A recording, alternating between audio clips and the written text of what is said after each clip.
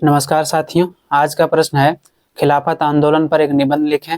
तो चलिए बिना देरी किए बिल्कुल आसान से आसान शब्दों में समझने का प्रयास करते हैं। साथियों, केवल आप एक बार इस प्रश्न को सुन लोगे ना तो आपको आसानी से याद हो जाएगी। आपको रटने की कोई आवश्यकता नहीं होगी। प्रश्न है खिलाफत आंदोलन पर एक निबंध लिखें। आपको इसमें पूछा गया है कि खिलाफत आंदोलन क्या है, इस पर आप एक निबंध लिखें। सबसे पहले आपको इंट्रोडक्शन देना है कि खिलाफत आंदोलन क्या था और इसकी शुरुआत कब हुई थी और खिलाफत आंदोलन की शुरुआत किसने की थी। तो खिलाफत आंदोलन जो है भारतीय स्वतंत्रता संग्राम का एक महत्वपूर्ण आंदोलन था, जिसे महात्मा गांधी जी ने असहयोग आंदोलन के साथ जोड़ दिया। खिलाफत आंदोलन को जो है भारतीय स्वतंत्रता संग्राम के लिए एक महत्वपूर्ण आंदोलन माना जाता है, जिसे महात्मा गांधी जी ने जो है 1920 में असहयोग आंदोलन के साथ जोड़ देता है। यानी कि दोस्तों 1920 के दौरान जो है महात्मा गांधी जी को खिलाफत आंदोलन के रूप में एक नया मुद्दा मिल गया, जिसके माध्यम से भारतीय राष्ट्रीय आंदोलन को चलाया जा सकता था। यही कारण है कि 1920 के दौरान जब खिलाफत आंदोलन की शुरुआत हुई तो इस आंदोलन का जो है महात्मा गांधी जी ने समर्थन किया और आगे चलकर इसी आंदोलन को जो है असहयोग आंदोलन के साथ जोड़ देते हैं।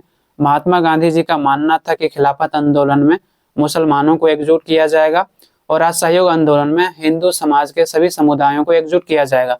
इस प्रकार से हिंदू और मुस्लिम के बीच मिलकर अगर आंदोलन चलाया जाएगा ब्रिटिश सरकार के खिलाफ, तो जो हमारा स्वतंत्रता संग्राम है वो मजबूती से आगे बढ़ सकेगा। यही कारण है कि महात्मा गांधी जी ने जो है खिलाफत आंदोलन को असहयोग आंदोलन के साथ जोड़ देता है। यह आंदोलन 1919 से 1924 के बीच चला था। जो खिलाफत आंदोलन है दोस्तों 1919 में प्रारंभ हुआ था और 1924 तक चला था।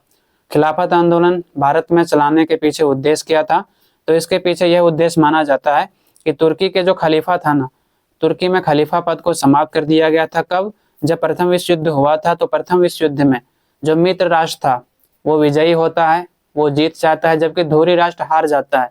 और धोरी राष्ट्र में ही जो है ऑस्ट्रिया, जर्मनी और तुर्की शामिल होता है। जब ब्रिटेन द्वारा जो है तुर्की को पराजित कर दिया जाता है, तो ऐसे स्थिति में ब्रिटेन ने तुर्की में खलीफा के पद को समाप्त कर दिया। यही कारण है कि भारतीय मुसलमान जो है इसका विरोध कर रहे थे। जब ब्रिटेन के द्वारा जो है तुर्की में खलीफा के पद को समाप्त कर दिया गया, यही कारण है कि भारतीय मुसलमानों ने भारत में आंदोलन चलाया ताकि ब्रिटिश सरकार पर दबाव डाल सके, ताकि जो है तुर्की में दोबारा से खलीफा के पद को स्थापित किया जा सके। यही था मुद्दा दोस्तों खिलाफत आंदोलन को लेकर। हम लोग नीचे जो है डिटेल्स में समझते हैं। नेक्स्ट आपको पॉइंट बनाना है खिलाफत आंदोलन के कारण, या तो आप बना सकते हो खिलाफत आंदोलन का पृष्ठभूमि। प्रथम विश्व युद्ध के दौरान तुर्की ने जर्मनी और ऑस्ट्रिया के साथ मिलकर ब्रिटेन के खिलाफ युद्ध लड़ा। यानी कि प्रथम विश्व युद्ध की जब शुरुआत हुई थी 1914 में, और प्रथम विश्व युद्ध 1914 से 1918 तक चला था। ऐसे में यह युद्ध जो है मित्र राष्ट्र और धुरी राष्ट्र के बीच हुई थी। मित्र राष्ट्र में जितने भी शक्तिशाली राष्ट्र है, जैसे कि फ्रांस हो गया, रूस हो गया, अमेरिका हो गया, तो ये सभी मित्र राष्ट्र में शामिल था। जबकि जो धुरी राष्ट्र था उसमें जर्मनी था, ऑस्ट्रिया था और तुर्की जैसे कई राज्य था। तो ऐसे में जब युद्ध लड़ा गया तो धुरी राष्ट्र पराजित हो जाता है और मित्र राष्ट्र जीत जाता है। और जब मित्र राष्ट्र जीत जाता है दोस्तों, तो ऐसे में पेरिस में 1919 में शांति सम्मेलन होता है, जिसे पेरिस शांति सम्मेलन के नाम से जाना जाता है। वहां पर जो है धुरी राष्ट्र पर दबाव बनाने के लिए संधि होती है। और जो धुरी राष्ट्र था, यानी कि जो जर्मनी था, जो ऑस्ट्रिया था, जो तुर्की था, इस पर जो है अपमानजनक संधि थोप देता है। जर्मनी के जो है जो हथियार की शक्ति थी उनको कम कर देता है, उन्हें बहुत प्रकार से प्रतिबंध लगा दिया जाता है। जबकि जो है तुर्की में खलीफा का जो पद था उनके पद को समाप्त कर दिया जाता है। तो बेसिकली ये कहानी था। वही यहाँ पर है कि युद्ध के बाद तुर्की के खलीफा के पद को हटाने का निर्णय लिया, जिससे भारतीय मुसलमानों में आक्रोश फैल गया। जब पेरिस शांति सम्मेलन हुआ तो धुरी राष्ट्र पर दबाव बनाने के लिए मित्र राष्ट्रों ने इनके साथ अपमानजनक संधि की। उन्हीं में से एक संधि था तुर्की के खलीफा के पद को समाप्त करना। जब खलीफा के पद को तुर्की में समाप्त किया गया तो ऐसे स्थिति में भारत के जो मुसलमान थे उसके अंदर आक्रोश फैल गया। अब यहाँ पर सवाल है कि तुर्की में खलीफा के पद को समाप्त किया गया था, लेकिन भारतीय मुसलमान क्यों आक्रोश हो रहे थे, ये सवाल तो बनता है ना। तो यहाँ पर इसलिए भारतीय मुसलमान नाराजगी थे, क्योंकि तुर्की के जो खलीफा थे दोस्तों वो पूरे विश्व के जो मुसलमान है, पूरे विश्व के मुसलमानों का धर्मगुरु माना जाता था। ऐसे में भारत के भी जो है तुर्की के खलीफा मुसलमानों के धर्मगुरु थे। ऐसे में जो भारतीय मुसलमान थे वो भी तुर्की के खलीफा को अपना धर्मगुरु मानते थे। लेकिन जब तुर्की के खलीफा के पद को समाप्त कर दिया गया ब्रिटेन के द्वारा, तो भारतीय मुसलमानों ने ब्रिटेन पर दबाव बनाने के लिए भारत में खिलाफत आंदोलन को चलाया था। इस प्रकार से दोस्तों ब्रिटेन के द्वारा जब खलीफा के पद को समाप्त कर दिया गया तुर्की में, यही कारण है कि भारतीय मुसलमान जो है तुर्की के खलीफा के पद को बनाए रखने के लिए ब्रिटेन सरकार पर दबाव डालना चाहते थे। और इस प्रकार से ब्रिटेन पर दबाव बनाने और तुर्की में खलीफा का जो पद था दोबारा से उनको स्थापित करने के लिए भारत में खिलाफत आंदोलन की शुरुआत की गई। यानी कि जब तुर्की में खलीफा के पद को समाप्त कर दिया गया तो भारतीय मुसलमान भी जो है तुर्की के खलीफा को अपना धर्मगुरु मानते थे। यही कारण है कि भारतीय मुसलमान चाहते थे कि जो तुर्की में खलीफा का पद है वो बने रहे। इसीलिए जो है भारतीय मुसलमान भारत में खिलाफत आंदोलन चलाया ताकि ब्रिटिश सरकार के खिलाफ दबाव डाला जा सके। जब दबाव डाला जाएगा तो दोबारा से जो है तुर्की में खलीफा के पद को स्थापित किया जाएगा। यही उद्देश्य था भारतीय मुसलमानों द्वारा भारत में खिलाफत आंदोलन चलाने के पीछे। उसके बाद दोस्तों नेक्स्ट हेडिंग बनाना है कि भारत में खिलाफत आंदोलन की शुरुआत, यानी कि भारत में खिलाफत आंदोलन की शुरुआत कैसे होती है। तो 20 मार्च 1919 में बम्बई में खिलाफत समिति का गठन किया गया। इस समिति के जो प्रमुख नेता थे उनमें थे मोहम्मद अली और शौकत अली, जिन्हें अली बंधु के नाम से भी जाना जाता है। दोस्तों 20 मार्च 1919 में बम्बई में जो है खिलाफत समिति गठित की जाती है, जिसके पीछे उद्देश्य होता है ब्रिटिश सरकार पर दबाव डालना। इस समिति के जो प्रमुख नेता थे वो थे मोहम्मद अली और शौकत अली। और जो मोहम्मद अली थे और शौकत अली दोनों भाई थे, यही कारण है कि इन्हें अली बंधु कहा जाता है। तो इसे जो है अली बंधु के नाम से भी जाना जाता है। यहाँ पर आप ये मत सोच लेना कि मोहम्मद अली जिन्ना थे, नहीं, ये मोहम्मद अली और शौकत अली अलग थे।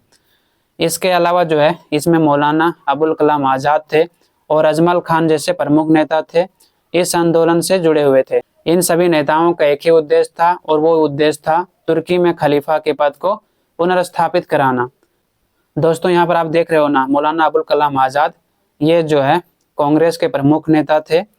और यहाँ पर आप अजमल खान देख रहे हो जो आगे जाके जो है पाकिस्तान के साथ जुड़ता है, मुस्लिम लीग के साथ। इस प्रकार से भारत में जब खिलाफत आंदोलन चलाया गया तो इसमें मोहम्मद अली और शौकत अली प्रमुख नेता थे और इसके साथ साथ जो है मौलाना अबुल कलाम आज़ाद थे, जो आगे चलकर जो है कांग्रेस के प्रमुख नेता बनते हैं। इसके अलावा अजमल खान थे जिन्होंने खिलाफत आंदोलन में भाग लिया था। इन सभी नेताओं का एक ही उद्देश्य था ब्रिटिश सरकार पर दबाव डालना ताकि तुर्की में जो है खलीफा के पद को पुनर्स्थापित किया जा सके। उसके बाद दोस्तों नेक्स्ट हेडिंग बनाना है महात्मा गांधी के द्वारा खिलाफत आंदोलन का समर्थन, यानी कि महात्मा गांधी जी खिलाफत आंदोलन का समर्थन क्यों किए। महात्मा गांधी ने खिलाफत आंदोलन को समर्थन दिया और इस आंदोलन को महात्मा गांधी जी ने असहयोग आंदोलन के साथ जोड़ दिया। जैसे कि मैंने आपको शुरुआत में ही बताया था कि महात्मा गांधी जी चाहते थे कि खिलाफत आंदोलन में मुसलमानों को एकजुट किया जाएगा और असहयोग आंदोलन में भारत के अन्य समुदाय जो अलग अलग जाति के लोग हैं उन सभी को एकजुट किया जाएगा। तो इस प्रकार से हिंदू और मुसलमानों के बीच एकता को स्थापित करने के लिए जो है खिलाफत आंदोलन का समर्थन किए थे गांधी जी, ताकि हिंदू और मुस्लिम मिलकर अगर ब्रिटिश सरकार के खिलाफ संघर्ष किया जाएगा तो ऐसे में मजबूती के साथ उनसे संघर्ष किया जा सकता है। तो ऐसे में मजबूती के साथ जो है ब्रिटिश सरकार के खिलाफ आंदोलन चलाया जा सकता है। इसीलिए जो है महात्मा गांधी जी खिलाफत आंदोलन का समर्थन किए हुए थे। गांधी जी का मानना था कि इस आंदोलन में जो हिंदू मुस्लिम है उनके बीच एकता बढ़ाना, ताकि जो है ब्रिटिश शासन के खिलाफ मजबूती से एक मोर्चा बनाया जा सके। इस प्रकार से ब्रिटिश सरकार के खिलाफ जो है मजबूती से भारतीय स्वतंत्रता संग्राम को चलाया जा सकेगा। महात्मा गांधी जी मानते थे जब तक हिंदू और मुस्लिम नहीं मिलेगा तब तक जो है अंग्रेजों के खिलाफ मजबूती से भारतीय स्वतंत्रता संग्राम को नहीं चलाया जा सकता है। यही कारण है कि गांधी जी चाहते थे खिलाफत आंदोलन के माध्यम से मुसलमानों को एकजुट करें, ताकि हिंदू और मुस्लिम मिलकर जो है ब्रिटिश सरकार के खिलाफ भारतीय स्वतंत्रता संग्राम को चलाया जाए मजबूती के साथ। इसके अलावा खिलाफत आंदोलन का समर्थन करने के पीछे गांधी जी का कई उद्देश्य था, जो हम लोग कुछ बिंदुओं के द्वारा समझ सकते हैं। दोस्तों मैं आपको जितना आसानी से समझा रहा हूँ, आप अगर इस वीडियो को पूरा देखोगे तो आपको ये सच में अनुभव होगा कि सच में इतना आसानी से कोई भी आपको आंसर नहीं बताने वाला है। तो आप केवल एक बार सुन ही लेते हो ना तो आपको आसानी से याद हो जाएगा, आपको रटने की आवश्यकता नहीं होगी। पहला है सितंबर 1920 में कांग्रेस के जो कोलकाता अधिवेशन हुआ था उसमें गांधी जी ने खिलाफत आंदोलन का समर्थन किया। सितंबर 1920 में दोस्तों कांग्रेस का अधिवेशन होता है कोलकाता में, और कोलकाता के अधिवेशन में गांधी जी ने खिलाफत आंदोलन का समर्थन किया। और जैसे कि हमने बताया आपको कि उनका वही उद्देश्य था कि भारतीय मुसलमानों को एकजुट करना। दूसरा है, नवंबर 1919 में दिल्ली में अखिल भारतीय खिलाफत सम्मेलन आयोजित किया गया, जिसमें ब्रिटिश सामानों के बहिष्कार का आह्वान किया गया। 1919 में दिल्ली में एक अखिल भारतीय खिलाफत सम्मेलन आयोजित किया जाता है। क्यों किया जाता है? तो इसके पीछे उद्देश्य होता है कि जो ब्रिटिश का सामान है भारत में, सभी वस्तुओं का बहिष्कार किया जाए। दोस्तों, ब्रिटिश यहाँ पर क्यों था? क्योंकि हम उसके वस्तुओं का उपयोग कर रहे थे, उनके स्कूलों कॉलेजों में पढ़ रहे थे। जब हम उसके वस्तुओं को नहीं खरीदेंगे, उसका बहिष्कार करेंगे, उसके स्कूल और कॉलेज नहीं जाएंगे, तो अंग्रेज यहाँ रह के क्या करेगा? तो इस प्रकार से जो 1919 में अखिल भारतीय खिलाफत सम्मेलन आयोजित होता है दिल्ली में, ताकि जो ब्रिटिश के वस्तुएं हैं उनका बहिष्कार किया जा सके। तीसरा है, 1921 में मालाबार में मोपला विद्रोह हुआ, जिसमें हिंदू मुस्लिम के बीच संघर्ष देखने को मिला, जिसने महात्मा गांधी के उद्देश्यों को कहीं ना कहीं अधूरा साबित कर दिया।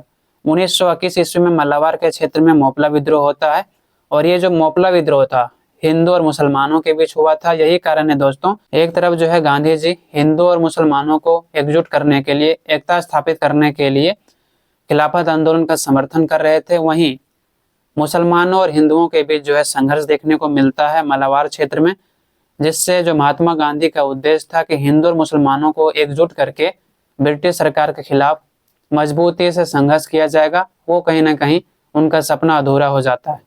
और फिर आपको नेक्स्ट पॉइंट बनाना है खिलाफत आंदोलन का अंत, यानी खिलाफत आंदोलन का अंत कैसे होता है। 1924 में तुर्की के जो नेता थे मुस्तफा कमाल पाशा, उन्होंने खलीफा के पद को समाप्त कर दिया, जिससे खिलाफत आंदोलन भी समाप्त हो गया। दोस्तों, 1924 ईस्वी में तुर्की के जो नेता थे मुस्तफा कमाल पाशा, मुस्तफा कमाल पाशा कौन थे? जिस प्रकार से भारत में जो है स्वतंत्रता संग्राम में महात्मा गांधी जी का योगदान रहा, उसी प्रकार से तुर्की में मुस्तफा कमाल पाशा का स्वतंत्रता में योगदान रहा। यही कारण है दोस्तों कि तुर्की में मुस्तफा कमाल पाशा को राष्ट्रपिता कहा जाता है, जो प्रथम राष्ट्रपति भी बने थे, और इन्होंने जो है तुर्की के स्वतंत्रता में अपना महत्वपूर्ण योगदान दिया था। जब स्वतंत्र राष्ट्र बना तुर्की 1923 में, तो इन्होंने सबसे पहले खलीफा के पद को वहां पर समाप्त कर दिया। इनका मानना था कि जब तक खलीफा के पद को समाप्त नहीं किया जाएगा यहाँ पर, तब तक जो है समाज में कोई बेहतर सुधार नहीं किया जा सकता है, क्योंकि वहां पर जो है धर्मगुरु का ज्यादा चलता था। यही कारण है कि इन्होंने सबसे पहले वहां पर खलीफा पद को समाप्त करने का प्रयास किया, जिससे खिलाफत आंदोलन समाप्त हो जाता है। दोस्तों, जब तुर्की में ही खलीफा आंदोलन को समाप्त कर दिया गया, तो भारतीय मुसलमानों ने भी समाप्त कर दिया। हालांकि इस आंदोलन ने भारतीय स्वतंत्रता संग्राम में एक महत्वपूर्ण भूमिका निभाई और हिंदू मुस्लिम एकता को बढ़ावा दिया। यानी कि इस आंदोलन ने भारतीय स्वतंत्रता संग्राम में एक महत्वपूर्ण भूमिका निभाया। किस प्रकार से निभाया? क्योंकि इस समय जो है जो भारतीय मुसलमान थे खिलाफत आंदोलन के माध्यम से एकजुट हुए थे, और इस आंदोलन में जब एकजुट हुए थे, तो आगे चलकर जो आंदोलन चलाया गया, चाहे असहयोग आंदोलन हो, सविनय अवज्ञा आंदोलन हो या भारत छोड़ो आंदोलन हो, सभी आंदोलन में हिंदू और मुस्लिम मिलकर जो अंग्रेजों के खिलाफ संघर्ष किया। तो इस आंदोलन का जो है एक महत्वपूर्ण योगदान माना जाता है। और अंत में आपको निष्कर्ष लिखना है, खिलाफत आंदोलन ने भारतीय स्वतंत्रता संग्राम को एक नई दिशा दी और भारत के विभिन्न समुदायों को स्वतंत्रता संग्राम के साथ जोड़ दिया। इस प्रकार से यहाँ पर समाप्त होता है। आई होप आप सभी को समझ में आया होगा।